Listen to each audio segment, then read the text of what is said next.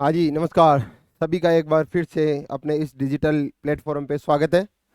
काफ़ी दिनों के बाद में क्लास हो रही है, उसके लिए मैं आप सभी से क्षमा चाहता हूँ। किसी परिस्थिति ऑफिस का काम इतना ज़्यादा होने के कारण रेगुलर क्लास नहीं हो पाई, लेकिन अब आगे से आपकी वापस से रेगुलर क्लास होगी।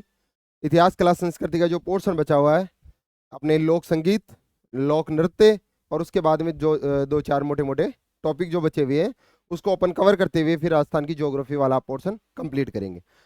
टिल अपन जो एग्जाम आएंगी जुलाई अगस्त सितंबर में आपकी पटवार, ग्राम सेवक, राजस्थान पुलिस और फोर्थ ग्रेड, ये चारों एग्जाम्स आपके लगभग अगस्त सितंबर में कंप्लीट हो जाएंगी। उसके लिए अपन पोर्शन अपना कंप्लीट रखेंगे।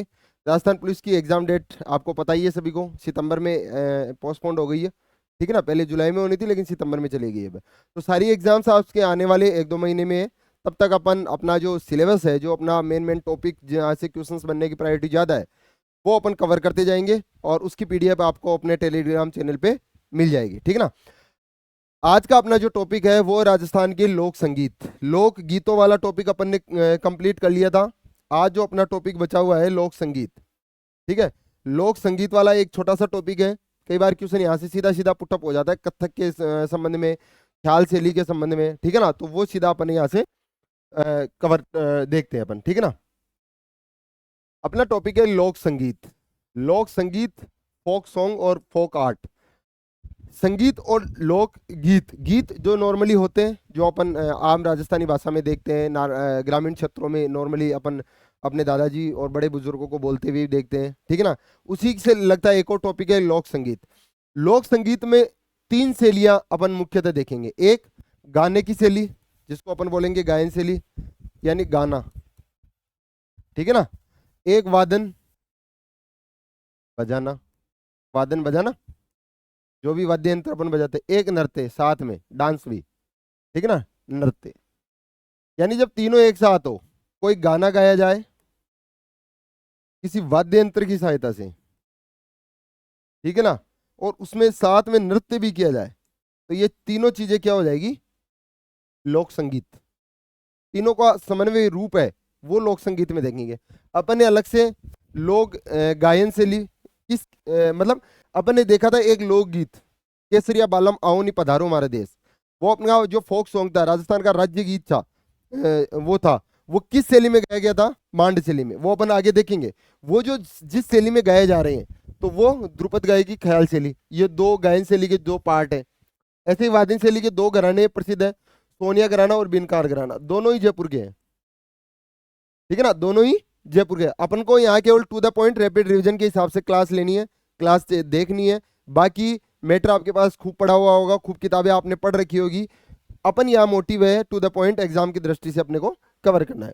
नृत्य शैली में जो राजस्थान का सबसे फेमस नृत्य है, राजस्थान के भारत का सबसे जो फेमस नृत्य है कथक, जिसका उद्गम राजस्थान से माना जाता है और जिसका आदिम घराना जयपुर घराने को माना जाता है, उसकी अपन नृत्य शैली में विस्तृत रूप से व्याख्या करेंगे। ठीक है ना। सबसे पहले है गायन शैली। अपन ने देखा 3 शैलियां, गायन, वादन और नृत्य शैली। सबसे पहले है गायन शैली, और गायन शैली में सबसे पहला है ध्रुपद गायकी। दो शैलियां प्रसिद्ध है गायन की, ध्रुपद और ख्याल। मतलब किसी गाने को या किसी लोक गीत को एक विशेष शैली में गाना, जिस शैली में गाया जाता है उसको बोलते हैं गायन शैली। ठीक है ना।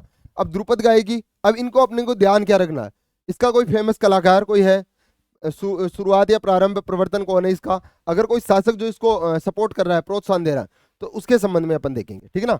प्रवर्तन कौन है, ध्रुपद गायकी के बैराम खा है। ठीक है ना। शुरू किसने किया, मान सिंह तोमर। और ये मान सिंह तोमर कौन थे, ग्वालियर के राजा, ग्वालियर के महाराजा थे राजा मान सिंह तोमर। उनके काल में ध्रुपद गायकी की शुरुआत हुई है। और इसके जो प्रसिद्ध कलाकार है भारत लेवल पे, बेजू बावरा है, स्वामी हरिदास तानसेन के जो गुरु थे, स्वामी हरिदास तानसेन स्वयं ध्रुपद गायकी से संबंध रखते हैं। एक दो नाम जो अपने को वेरी वेरी इंपॉर्टेंट याद रखने हैं, एक तो मधु भट्ट तेलंग और एक लक्ष्मण भट्ट तेलंग। याद इसीलिए रखना है क्योंकि लक्ष्मण भट्ट तेलंग को 2024 में पद्म श्री से सम्मानित किया गया। ध्रुपद गायकी में योगदान के लिए, ध्रुपद गायकी में योगदान के लिए लक्ष्मण दास तेलंग को, ठीक है ना, क्या दिया गया, जयपुर के हैं, लक्ष्मण दास तेलंग को 2024 में पद्म श्री अवार्ड से नवाजा जा चुका है। भाई इंपॉर्टेंट है, याद रखना अपने को। दूसरा है मधुबर तेलंग। मधुबर तेलंग इसलिए याद रखना है क्योंकि ये राजस्थान की एकमात्र ध्रुपद गायिका है। लेडी ध्रुपद गायिका कौन है? मधुबर तेलंग और लक्ष्मण दास, इन दोनों को याद रखना है। लक्ष्मण दास तेलंग 2024 पद्मश्री अवार्ड ध्रुपद गायकी के लिए, और मधुबर तेलंग को पहली जो महिला ध्रुपद गायकी है, इसलिए याद रखना है। इसकी 4 वाणियां है वो प्रसिद्ध है। 4 वाणियां बोले या 4 खंड बोल दूं इसको, ठीक है ना, डिवाइडेशन जो इसको अपन क्षेत्रीय हिसाब से जो इसकी उत्पत्ति हुई है, इन चारों को मिलाकर ध्रुपद गायकी में जैसे सम्मिलित किया जाता है, तो वो 4 कौन सी है? गोहर, खंडारी और डागुर और नौहर। हालांकि ये अभी तक यहाँ से क्वेश्चन नहीं आया हुआ है, यहीं से पूछा गया है, लेकिन हो सकता है पटवारिया ग्राम से हो गया, राजस्थान पुलिस कहीं से पूछ ले कि निम्न में से कौन सी ध्रुपद गायकी की वाणी नहीं है, खंड नहीं है। कौन सा नहीं है? गोहर, खंडारी, डागुर और नौहर, ये चारों इसके हैं। अब इसमें से ये जो 2 है, गोहर और खंडारी, इनकी उत्पत्ति ग्वालियर से मानी जाती है। ग्वालियर मध्य प्रदेश वाला इलाका, क्योंकि अपन ने देखा कि इसको प्रोत्साहन, जो शुरुआत इसकी हुई, वो किसने किया था? मान सिंह तोमर ने, जो ग्वालियर के राजा थे।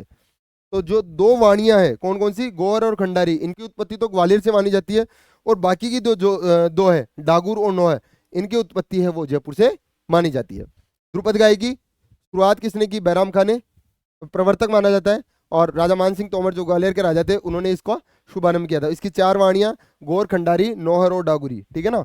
खंडारी और गोहर ग्वालियर एमपी से, और जो 2 है वो जयपुर घराने से प्रसिद्ध है, यानी इनकी उत्पत्ति जयपुर से मानी जाती है। कलाकार याद रखने अपने को, बेजू बावरा, स्वामी हरिदास तानसेन के गुरु स्वयं तानसेन, और जो राजस्थान वाले हैं लक्ष्मण बर तेलंग और मधुभट्ट तेलंग, चारों याद रखना है। इससे ज्यादा अभी तक आप क्वेश्चन उठा के देख लेना पुराने, इससे ज्यादा अभी तक पूछा नहीं गया।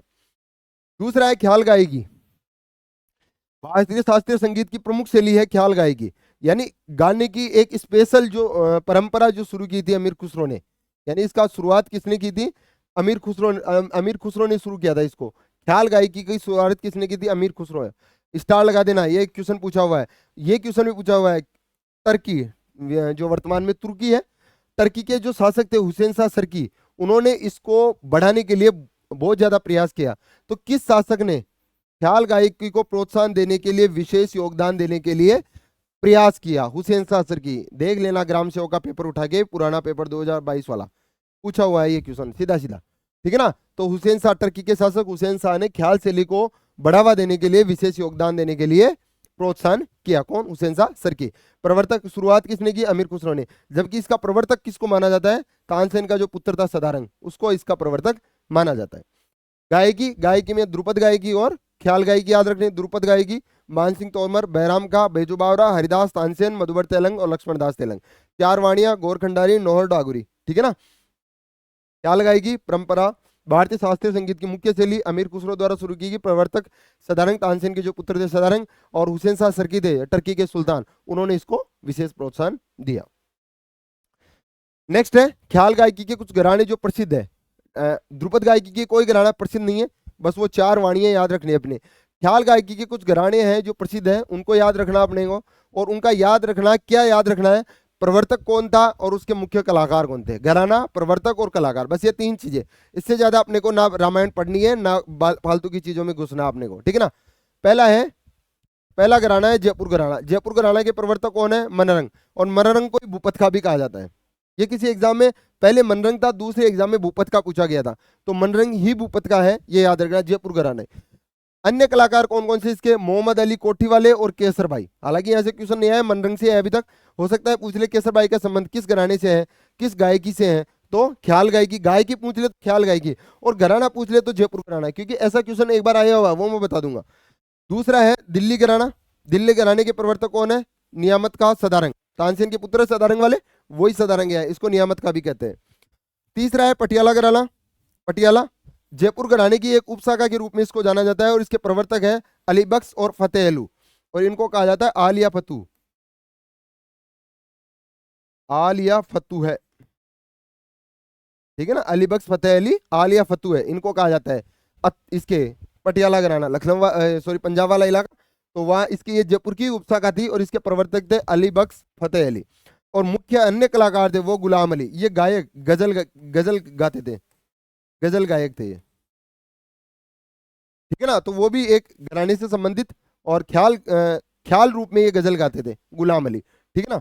तो ये याद रखना, प्रवर्तक याद रखना अपने को। मेन कलाकार और प्रवर्तक, कौन से घराने का कौन कलाकार और उसके प्रवर्तक कौन है। जैसे जयपुर घराना मनरंग भूपत का, और इसके कलाकार कौन है, मोहम्मद अली कोटीवाले और केसर भाई। वैसे ही दिल्ली घराना प्रवर्तक कौन है, तानसेन का पुत्र नियामत खां या सदारंग। वैसे ही पटियाला घराना जयपुर घराने की एक उपशाखा है, जिसके प्रवर्तक कौन है, अली बख्श फतेह अली, जिसको आलिया फतूबे कहते हैं, और अन्य कलाकार है गजल गायक गुलाम अली। चौथा है मेवाती घराना, इसके प्रवर्तक कौन है, उस्ताद गग्गे नजीर का।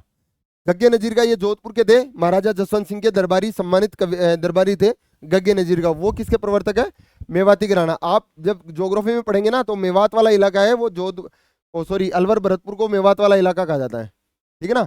मेवात वाला क्षेत्र अलवर भरतपुर, तो मेवाती घराना उस्ताद गग्गे नजीर का इसके प्रवर्तक है। और कलाकार, अन्य कलाकार कौन कौन है, अन्य कलाकार, ये भी कलाकार, ये ऊपर वाले भी कहीं देखो आप, ये नहीं है, मोतीराम ज्योतिराम मणिराम जसराम प्रताप पूरणचंद। मोतीराम ज्योतिराम मणिराम प्रताप पूरणचंद जसराज, ये चार एज इट इज याद होनी चाहिए, क्योंकि किसी एग्जाम में ये पूछा गया था कि उसका, जसराज जी का उस समय निधन हुआ था, 2024 की या 23 की बात है, उस समय इनका निधन हुआ था।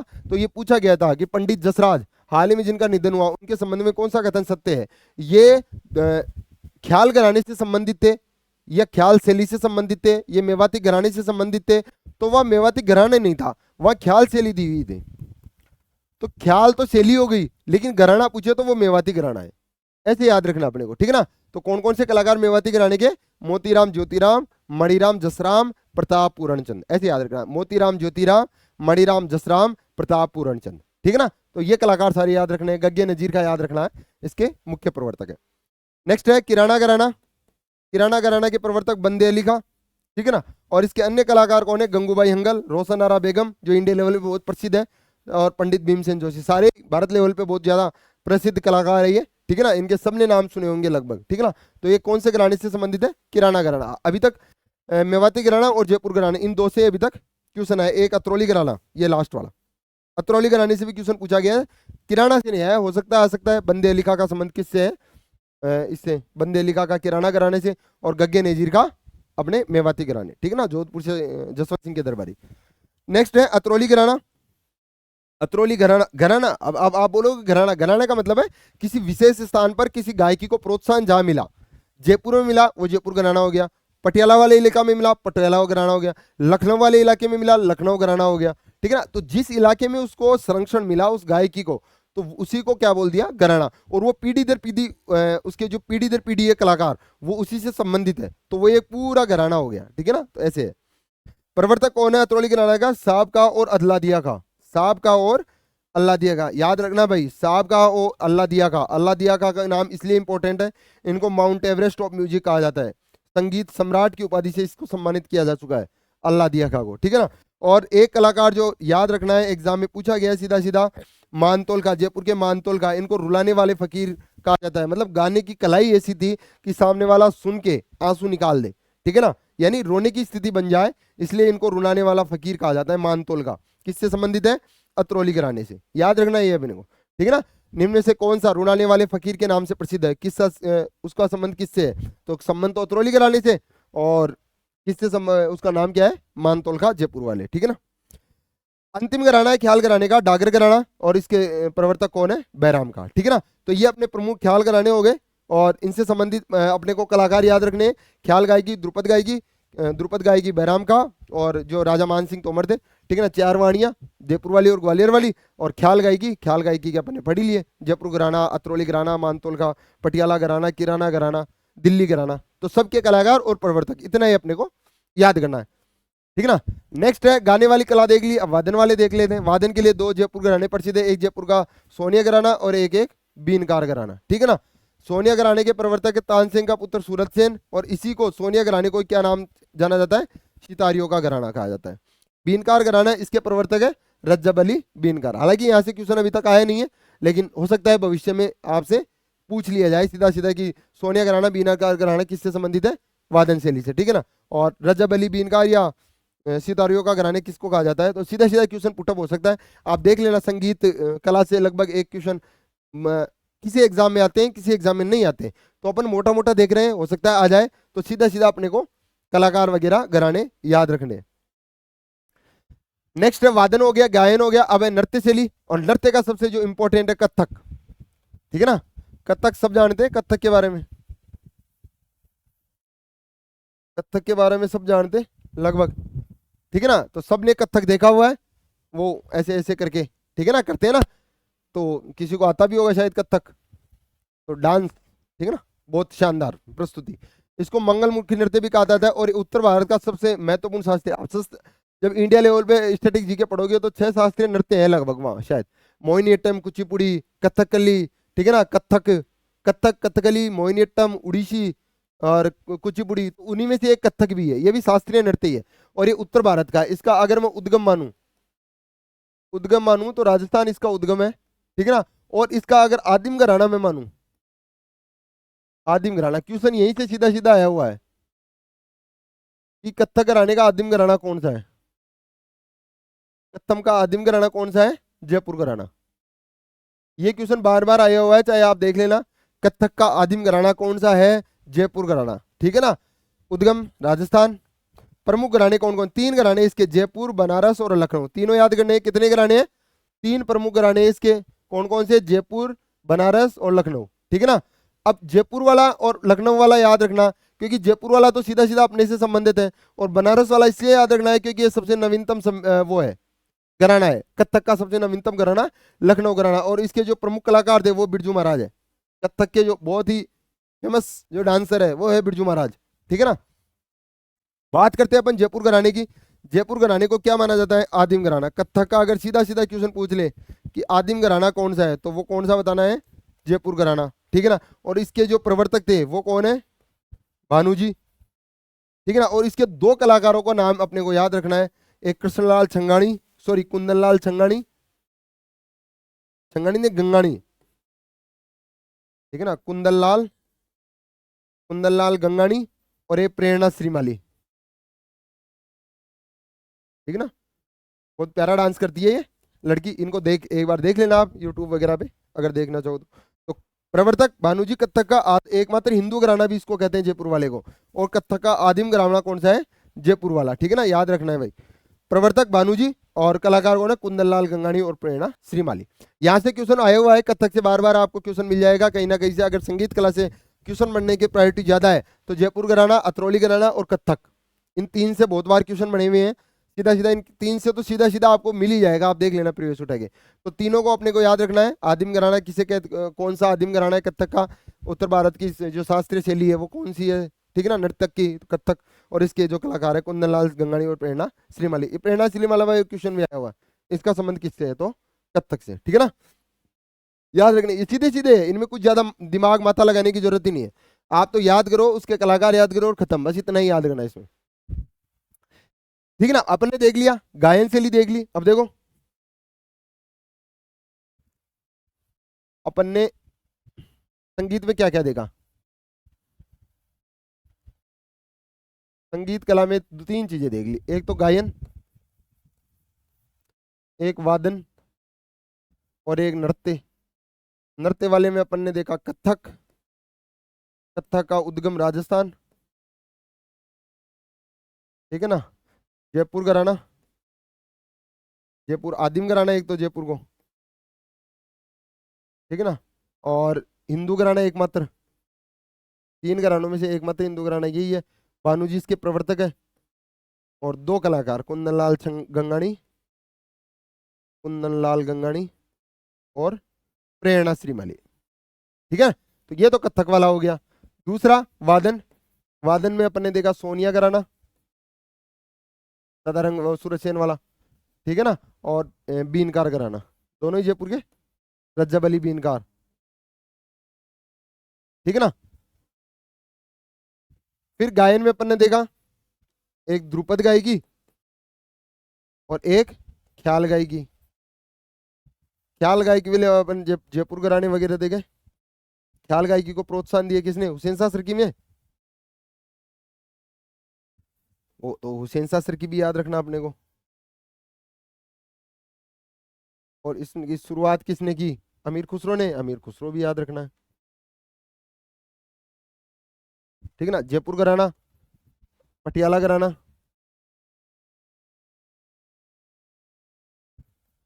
दिल्ली घराना, मेवाती घराना। ये मेवाती वाला इंपॉर्टेंट है, बार बार पूछा गया है। मेवाती घराने वाले कलाकार ज्योतिराम मोतीराम, ज्योतिराम, मणिराम, जसराज, प्रताप, पूर्णचंद, ठीक है ना, ये सारे याद रखने हैं। किराना घराना, ठीक है ना, तो ये सारे अपने को घराने याद रखने हैं, इनके कलाकार याद। ध्रुपद गाएगी मान सिंह तोमर, ग्वालियर वाले। और बहराम का वही है जो डागुर घराने के प्रवर्तक भी है, ठीक है ना, डागुर घराने के प्रवर्तक भी बहराम खां है, ठीक है ना। और ध्रुपद गायकी में क्या है, 4 वाणियां प्रसिद्ध है, जो 2 ग्वालियर वाली और 2 जयपुर वाली। ये अपना संगीत कला वाला हो गया बेटा। बस इतना ही, इससे ज्यादा आपको कुछ नहीं पढ़ना है। मोटी मोटी चीजें, गायन, गायन में ध्रुपद और ये ख्याल गायकी, ठीक है ना, ये 2 चीजें पढ़नी है अपने को। वादन में पढ़ना है सोनिया बीनकार करना, इनसे अभी तक क्वेश्चन आया नहीं है। नृत्य, नृत्य से कथक से सीधा सीधा क्वेश्चन आया हुआ है, इंपॉर्टेंट है। उद्गम, सब चीजें आई हुई है, कहीं ना कहीं से आपको हर एक, कहीं किसी भी एग्जाम में कथक से क्वेश्चन मिल ही मिल जाएगा आपको, ठीक है ना। वादन शैली से अभी तक क्वेश्चन पुटअप नहीं हुआ है किसी एग्जाम में। गायन शैली से आया हुआ है, क्योंकि सीधा सीधा मेवाती घराने से पूछा गया है, वो रुलाने वाले फकीर वाला पूछा गया है, ठीक है ना, पटियाला घराने वाला पूछा गया है, ठीक है ना, तो सीधे सीधे घराने घराने के कलाकार पूछे गए, ठीक है ना। ध्रुपद गायकी मानसिंह वाला पूछा गया, ठीक है ना, और बहराम का। तो ये मोटा मोटा है, जिसको अपने को केवल एग्जाम की दृष्टि से अपने को रिवीजन करना है यहाँ से, ठीक है ना। तो ये पढ़ना है, ठीक है ना, आप देख लेना क्वेश्चन उठा के कि किससे पूछे हुए हैं ज्यादा क्वेश्चन, किससे नहीं पूछे हुए, ठीक है ना। अब कुछ अपन ने लोकगीत पढ़े थे, उसमें कुछ शैलियां पढ़ी थी अपन ने, कि वो मांड शैली में गाया जाता है, वो कोई और शैली गाती है, कोई लंगा उसको गाता है, लंगा गायकी वाली है, ठीक है ना, कुछ भोपे हैं जो फड़ बांसते हैं। तो वो अब इसी का एक पार्ट है लोक गायन की शैलियां, मतलब कौन कौन सी शैलियां हैं लोक गायन की जो राजस्थान में मुख्यतः प्रचलन में है, ठीक है ना, उनको भी एक बार अपन सरसरी नजर से देख लेते हैं। पहला है मांड गायकी, इंपॉर्टेंट है मांड गायकी। वैसे आपको बता दूं, मैंने जब अपन ने गायक पढ़े थे तो मैंने बताया था कि मांड जो क्षेत्र है वो मुख्यतः जैसलमेर वाला इलाके को कहा जाता है उस समय, ठीक है ना। किसको कहते हैं, जैसलमेर वाले इलाके को मांड कहा जाता है, ठीक है ना, मांड क्षेत्र कहा जाता था। तो यहाँ जो शैली पनपी, गाने की जो गीत गाने की जो शैली पनपी, उसी को मांड गायकी, उस जो गायकी में जिसमें गाया उसको मांड गायकी या मांड शैली कहा गया, ठीक है ना। यानी उस क्षेत्र में, जिस क्षेत्र में जिस शैली का, जिस शैली में किसी गाने को, फोक सॉन्ग को, लोक गीत को गाया गया, उस शैली को क्या कहा गया, मांड गायकी। तो मांड क्षेत्र जैसलमेर वाला, तो इसलिए मांड गायकी, ठीक है ना। कहाँ का प्रसिद्ध है जैसलमेर, तो पश्चिमी राजस्थान, मुख्यतः मांड क्षेत्र। और मांड क्षेत्र में बताई दिया जैसलमेर को कहते हैं। शास्त्रीय संगीत की मुख्य लोक शैली है, श्रृंगार प्रधान लोकगीत है, राज्य गीत केसरिया बालम, आओनी पधारो हमारा देश, गा के सुनाया था ना, आओनी पधारो हमारा देश, बहुत खूबसूरत तरीके से गाया। अब मैं इसकी बात करूं तो अपना रिविजन वाली क्लास वो याद करो, उसमें कहा था पहली बार किसने गाया था, मांगी भाई ने, उदयपुर की है मांगी भाई, ठीक है ना। ये रही, ये देखो उदयपुर की मांगी भाई, इसको लोक सुरों की सेना ही कहते हैं। और इसको मैक्सिमम बार अगर फेमस किया है या सर्वाधिक बार गाया, मैक्सिमम बार, और इसने अगर प्रसिद्ध किसी ने किया है इसको लोकगीत को, तो किसने किया है, अल्लाह जिलाई भाई, बीकानेर के अल्लाह जिलाई भाई ने, ठीक है ना। इसको राजस्थान की मरु कोकिला कहा जाता है, वहां उस समय भी बताया था कि राजस्थान की मरु कोकिला किसको कहा जाता है, अल्लाह जिलाई भाई। और इनका संबंध कहाँ से है, बीकानेर से। किस शैली में गाया इन्होंने, मांड शैली में। क्या गाया, राजस्थान का लोकगीत केसरिया बालम आओनी पधारो हमारे देश, सबसे ज्यादा बार इन्होंने गाया, ठीक है ना। और इसके लिए इन्होंने 1982 में पद्मश्री से नवाजा जा चुका है, 1982 में, ठीक है ना। किसी एग्जाम में भी लेटेस्ट आया है कि अल्लाह जिला भाई को पद्मश्री कब दिया गया, तो 1982 में। और 2012 में राजस्थान रत्न अवार्ड से सम्मानित किया, 2013 में। राजस्थान रत्न अवार्ड की बात करूं तो ये अवार्ड है 2012 में शुरू हुआ था, और उसमें लगभग 1 लाख रुपए नगद पुरस्कार दिया जाता है राजस्थान सरकार द्वारा, ठीक है ना। वैसे रत्न है लेकिन राशि इतनी ही है इसकी, ठीक है ना। तो अपने को याद रखना है अल्लाह जिला भाई, सबसे ज्यादा केसरिया बालम आओनी पधार जो राजस्थान का राज्य गीत है, ठीक है ना, वो पहली बार मांगी भाई उदयपुर वाली, इसको कहते हैं लोक सुरों की सेनाई, ठीक है ना। और सबसे ज्यादा बार अल्लाह जिला भाई बीकानेर वाली, इसको क्या कहते हैं, राजस्थान की मरु कोकिला, ठीक है ना। तो ये अपने को याद रखना। इसके अन्य कलाकार भी भाई याद रखने, ये इंपॉर्टेंट है। एक मिनट, इसको थोड़ा मैं यहाँ से साफ कर देते हैं। ये सारे कलाकार मैंने उस समय आपको बताया था कि अपने को बहुत ज्यादा इन कलाकारों पे नाम याद रखने हैं, क्योंकि 2 के तो सबको याद है, अल्लाह जिला भाई और मांगी भाई, क्योंकि पहली बार गए और सबसे ज्यादा बार सबको पता है। लेकिन कुछ नाम है जो इंपॉर्टेंट है। एक है बीकानेर की गौरी देवी, एक है गौरी देवी पाली वाली।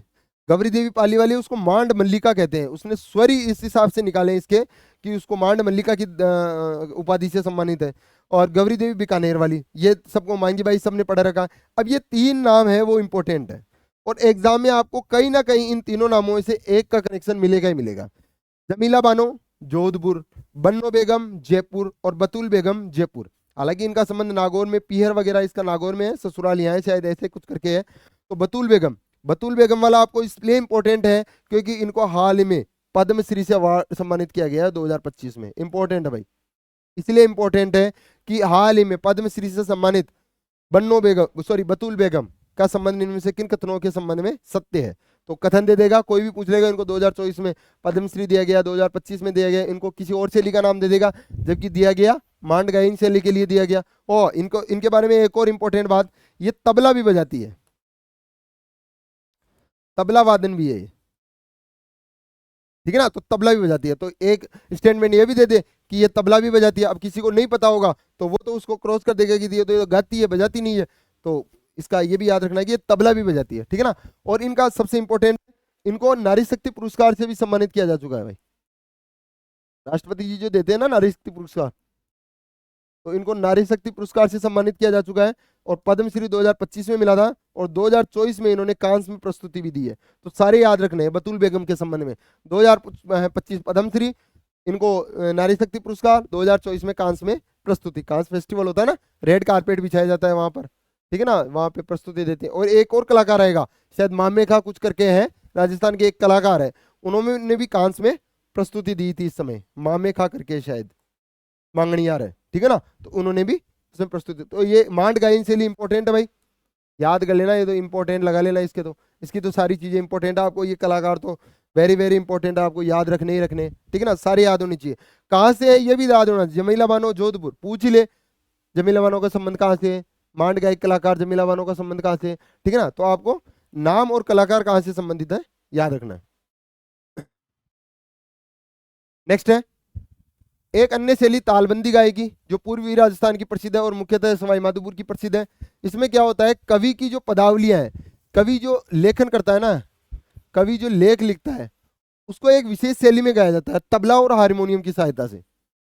तबला और हारमोनियम की सहायता से किसी विशेष शैली में जब इसको गाया जाता है, तो वो कौन सी गायकी है, जैसे मांड गायकी एक विशेष शैली में गाया जाता है उसको, वैसे ये तबला गायकी है जो पूर्वी राजस्थान की प्रसिद्ध है। अभी तक यहाँ से क्वेश्चन केवल ये बना है, तालबंदी गायकी का संबंध किस क्षेत्र से है, पूर्वी राजस्थान, बस इतना ही बना हुआ है, ठीक है ना। इसको संगीत दंगल, दंगल रूप में गाया जाता है। सामने सामने बैठा हूँ, मेरे सामने और बैठा है, तो आपस में जैसे अंताक्षरी वगैरह खेलते हैं ना, तो वैसे दंगल रूप में इसको गाया जाता है, वैसे गाया जाता है, इसलिए इसको तालबंदी गायकी। एक मांगणियार गायकी, मांगणियार जाति भी है, ठीक है ना, पूर्वी पश्चिमी राजस्थान की, मुख्यतः बालोतरा और बाड़मेर की प्रसिद्ध है ये गायकी, ये मुख्य क्षेत्र यही है मांगणियार गायकी का। इसमें 6 राग 36 रागिनियां होती है। वाद्य यंत्र कौन सा प्रयोग में लेते हैं मांगणियार, खड़ताल और कामायचा। अपन ने उस समय भी देखा था, 2 कलाकार अपन ने पढ़े थे, सदीखा और साकर का। साकर कैसे कामायचा वादक और सदीखा खड़ताल वादक। मांगणियार यही बजाते हैं ज्यादा, खड़ताल, वो 2 चिट्टियां लेके अभी आजकल वो एक कलाकार भी प्रसिद्ध हो रहा है, ठीक है ना, वो क्या नाम है उसका, ठीक है ना, वो भी ज्यादा ही प्रसिद्ध हो रहा है, वो जो बजा रहा है वो वही चीज है और क्या है, ठीक है ना, पत्थरों को लेके। इसके एक अन्य कलाकार भी अपने को याद रखने, कौन से, सदीक का अपन ने पढ़ी रखा, साकर का पढ़ी लिया, 2 और याद रखने, समंदर का और लाखा का। समंदर का रुकमा देवी मांगणियार, ठीक है ना, इन्होंने भी, इनका विशेष योगदान है इस गायकी में, ठीक है ना, तो याद रखना रुकमा देवी मांगणियार, मांगणियार का एक कलाकार है। लाखा का इसलिए याद रखना है कि 2021 में इनको पद्मश्री दिया गया, और ये क्वेश्चन पटवारी में उस समय आया था, जब एग्जाम थी ना 2021 में पटवारी की 21 बार, तो उस समय इनको पद्मश्री दिया गया था राजस्थान से। तो उस समय ये पूछा गया था, राजस्थान के एकमात्र लोक कलाकार सारंगी वादक मांगणियार कलाकार जिनको पद्मश्री से सम्मानित किया गया है, लाखा का एकमात्र मांगणियार सारंगी वादक है ये राजस्थान के। इसलिए हो सकता है नेक्स्ट में भी पूछ ले, ये जीके के हिसाब से पूछ ले, करंट में तो अब इतना पुराना है नहीं, पुराना हो गया, लेकिन आपको ये पूछ ले कि लाखा का के संबंध में कौन सा कथन सत्य है असत्य है, ठीक है ना। जैसे रूमा देवी के बारे में पूछा जा रहा है, अभी भी पूछा रहा है, पहले भी पूछते थे, तो लाखा का एकमात्र मांगणियार सारंगी वादक है, एकमात्र पूरे राजस्थान में, ठीक है ना, तो इसलिए इंपॉर्टेंट है, 2021 में इनको पद्मश्री दिया गया। तो ये सारी चीजें मांगणियार के बारे में भी याद रखनी है। अब कुछ गांव है मांगणियारों के जो प्रसिद्ध है, कौन कौन से है? हड़वा, अभी तक एग्जाम में हालांकि आए नहीं है, फोर्थ ग्रेड में मेरे को नहीं लगता इतना डीपली जाएगा, लेकिन हो सकता है राजस्थान पुलिस, पटवारी और ग्राम सेवक तीनों में इसकी पॉसिबिलिटी बन सकती है कि आ जाए। अड़वा, कोटड़ा, बिसुकल्ला, ये तो शायद पूछा हुआ है किसी एग्जाम में, बिसुकल्ला ये गांव, ठीक है ना। तो हड़वा, बिसुकल्ला, तालेड़ा और कोटड़ा, ये 4 गांव हैं जो इसके लिए मांगणियार गायकी के लिए प्रसिद्ध है, ठीक है ना। तो अपने को यहाँ से हर एक चीज याद रखनी है, कलाकार याद रखने हैं, कहाँ का प्रसिद्ध है और प्रसिद्ध गांव याद रखने हैं, ठीक है ना। ऐसे ही एक और गायकी है,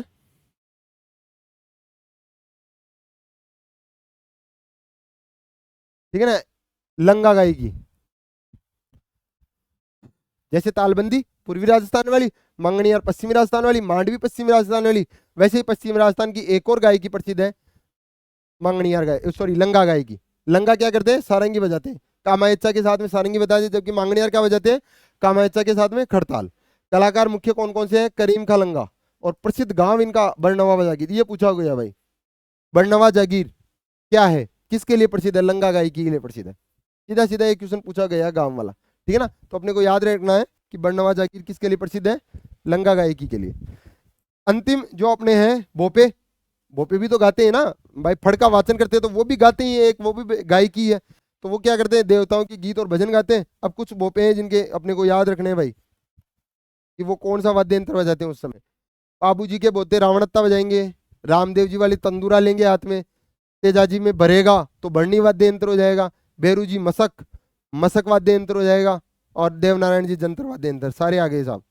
बाबू जी वाले रावणत्ता, यानी बाबू जी की जब फड़का वाचन करते हैं तो वो रावणत्ता वाद्य यंत्र के साथ में करते हैं, ठीक है ना। रामदेव जी वाले तंदूरा, जिसको चौतारा भी कहते हैं, भैरू जी वाले मसक बजाएंगे, गोगा जी कौन से? डेरू बजाएंगे, तेजाजी में भरता है, तेजाजी के गोल्डे में छाया आती है ना, तो भरता है उसको बोलते हैं ना, तेजाजी भर रहा है उसमें, तो भरनी वाद्य यंत्र याद रखना। और देवनारायण जी जंतर, जंतर मंतर देवनारायण जी, ठीक है ना। तो ये सारे बोपे, उनसे संबंधित वाद्य यंत्र, और वाद्य यंत्र हमने पहले देख ही लिए थे, अवनद, ताल, डे, वो एक तत्वाद्य यंत्र, सुशीर वाद्य यंत्र, गण वाद्य यंत्र, सारे देख ही रखे थे। अब उन वहां भी अपन ने ये देखा था कि ये कौन कौन से कलाकार है जो कौन से लोक देवता के टाइम में कौन सा वाद्य यंत्र बजाते हैं, तो वो यहाँ भी अपने को याद रखना है। यहाँ से भी सीधा सीधा क्वेश्चन पुटअप हो सकता है कि तेजाजी के भोपे है वो कौन सा वाद्य यंत्र बजाते हैं? तेजाजी भरता है तो बरनी वाद्य यंत्र, देवनारायण जी जंतर है, बाबू जी रावणत्ता है, रामदेव जी तंदूरा या चौतारा है। ये पूछा गया है, या आरएस में पूछा गया है, ठीक है ना, आरएस प्री में ये क्वेश्चन पूछा गया है सीधा सीधा। वहां तंदूरा, वहां चौतारा दे रखा था, अब तंदूरा किसी ने पढ़ रखा हो कि तंदूरे को ही चौतारा, तो वहां वो जो कथन दिए हुए थे उनमें वो सीधा सही हो जाता। तो इसलिए याद रखना है कि तंदूरा चौतारा एक ही वाद्य यंत्र है वो, ठीक है ना। तो आप देख लेना उठा के, बिल्कुल पूछा गया, ठीक है ना। अब किसी को लग रहा होगा कि ये ऐसे पेज पे पढ़ा रहे हैं, देखो ये वही नोट्स है जिससे मैंने आरएस प्री 2-3 बार क्लियर की है, प्री, ठीक है ना, पटवारी, ग्राम सेवक, राजस्थान पुलिस, ठीक है ना, और एलडीसी वगैरह। तो यहाँ से इन्हीं नोट्सों से मैंने ये एग्जाम्स क्रैक किए, सफिशियंट है अभी तक, तो सफिशियंट है। देखो भविष्य का कोई कुछ नहीं कह सकता, मैं आज कुछ भी लिख दूं, हो सकता है भविष्य में कोई किसी और किताब से, किसी और स्टैंडर्ड किताब से कर्नल जेम्स टोड की पुरानी किताब उठा ले, ठीक है ना, तो वो तो गाथाएं हैं, तो वहां से तो वो किसी को नहीं आएगा, आपको नहीं आएगा तो किसी को नहीं आएगा, वो ऐसे समझ लो। लेकिन वो सब आपको आना चाहिए जो आज तक आया हुआ है, आज तक किसी एग्जाम में अगर आया हुआ है तो वो आपका क्लियर होना चाहिए कंटेंट। और यहाँ आपको सब कुछ वो एड्स द नोट्स आपको यहाँ पढ़ाया जा रहा है बस। इससे ज्यादा आपको रामकथा 2-3 महीनों में मेरे को लगता नहीं कि आपको कोई बहुत मोटी किताब रामकथा 10,000 पन्नों वाली उठाने की जरूरत है, ठीक है ना, फोर्थ ग्रेड या किसी पटवारी ग्राम सेवक के लिए भी मैं तो इवन ये मानता हूँ। बस ये पढ़ लो और आप प्रीवियस क्वेश्चन निकाले जाओ, आपको खुद को अंदाजा हो जाएगा कि इससे ज्यादा कहीं पूछा ही नहीं जा रहा। हाँ हो सकता है अगर 100 क्वेश्चनों में से 50 जीके के हैं तो 45 के लगभग, 40 के लगभग मिल जाए, 10 क्वेश्चन अलग हो जाए, तो वो 10 में से एक आधा तो आप ऑप्शन देख के भी कर सकते हो, और वो 2-3 होंगे जो वो किसी को नहीं आ रहे होंगे, तो 5 क्वेश्चन आ गए तो वैसे वेरिएशन चलता है। तो सफिशियंट है मेरे हिसाब से, तो बाकी आपकी इच्छा, ठीक है ना, मोर देन सफिशियंट है, जितना पढ़ना है। मैंने वही चीजें यहाँ अपने नोट्सों में लिखी है, वही नोट्स, ये नोट्स ऐसे नहीं है कि मैंने एक क्लास किसी के लिए लिखे, 5-6 किताबें, किसी की कुछ मैटर अच्छा लगा, किसी का कोई मैटर अच्छा लगा, किसी की कोई क्लास अच्छी लगी, किसी की कोई क्लास अच्छी लगी, सबको मिला के ये मैंने अपने नोट्स तैयार कर रखे हैं। और अभी भी जो मेरे कलीग्स वगैरह है 8-10 जो मेरे साथ के जो पढ़ने वाले हैं सब इन्हीं नोट्सों से पढ़ रहे हैं, और मेरे को नहीं लगता कि आप एक बार खुद भी जांच कर सकते हैं प्रीवियस क्वेश्चनों की कोई भी किताब लाके कि इनसे कितना बार जा रहा है, ठीक है ना, सफिशियंट है, आप तो इनको रट लो, ये पढ़ लो, आपको तो बार बार प्रीवियस क्वेश्चन, मैं तो कहता हूँ ये पढ़ो और बार बार प्रीवियस क्वेश्चन निकालो। एक टॉपिक आप 1 घंटे में पढ़ रहे हो ना, तो उसको 3-4 घंटे में प्रीवियस क्वेश्चन 1000 क्वेश्चन कर दो, सवाल ही नहीं उससे बाहर जाएगा। ठीक है ना, तो मस्त रहिए, खुश रहिए और अपनी तैयारी अच्छे से करते रहिए। नमस्कार।